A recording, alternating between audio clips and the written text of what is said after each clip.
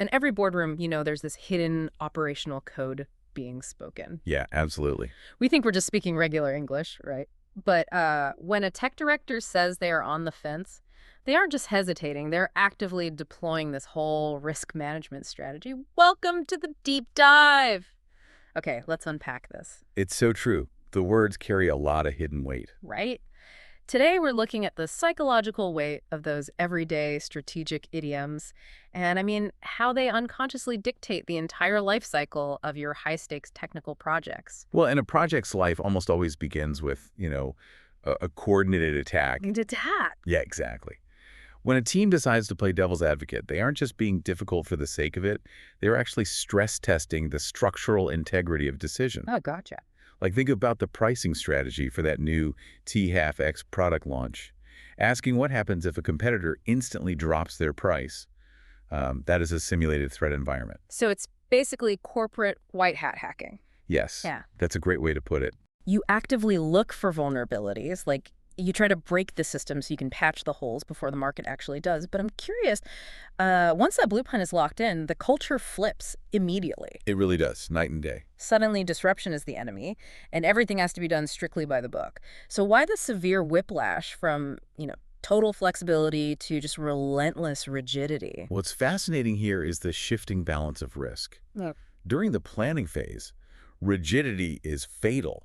Because it creates these massive blind spots. Right. But during execution, like when you're testing the payload capacity of those new robot joints, flexibility actually becomes the fatal flaw. Oh, I see. Operating strictly by the book ensures the innovative idea you just stress tested translates into absolute repeatable quality control on the manufacturing floor. Okay, so the plan is bulletproof, execution is locked, but then, reality hits. A crisis pops up. It always does. Right. Like that mechanical backlash issue where the robot's gears suddenly just aren't engaging smoothly. You can't just wait around for client feedback at that point. You have to take the bull by the horns and fix it right there on the floor. And that phrase represents a total seizure of operational control. You confront the core pain point decisively and, frankly, aggressively. Yeah, you just handle it. But notice what happens when a team lacks the data to make that leap. They end up on the fence, like that tech director, delaying the integration of the new AI diagnostic software. Okay, here's where it gets really interesting because we always treat hesitation as this severe weakness in business. We do. But isn't staying on the fence occasionally like a totally valid defense mechanism, like a way to prevent taking the bull by the horns completely recklessly before you actually understand the risks? That is a critical distinction.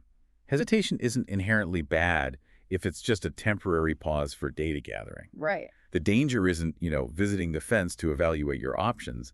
The danger is building your permanent headquarters there. Because if you stay uncommitted too long, you paralyze the entire operation. And when stakeholders stay paralyzed, or I guess when standard aggressive fixes fail, the project doesn't just slow down, it hits a brick wall. Yep.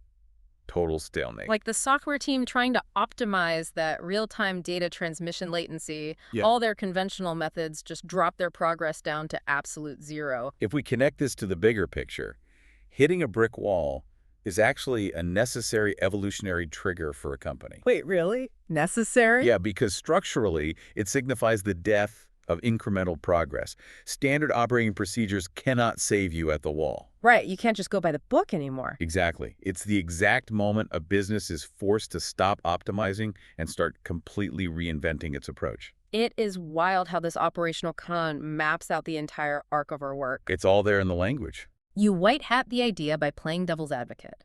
Enforce strict compliance by the book, seize control when the gears slip, hopefully avoid building your house on the fence, and then eventually hit the wall that forces reinvention. And mastering this vocabulary means you are not just comprehending the timeline of a project. You are actively controlling the strategic posture of the room. So what does this all mean for you listening? It leaves us with a pretty fascinating question about how language governs our operations. For sure.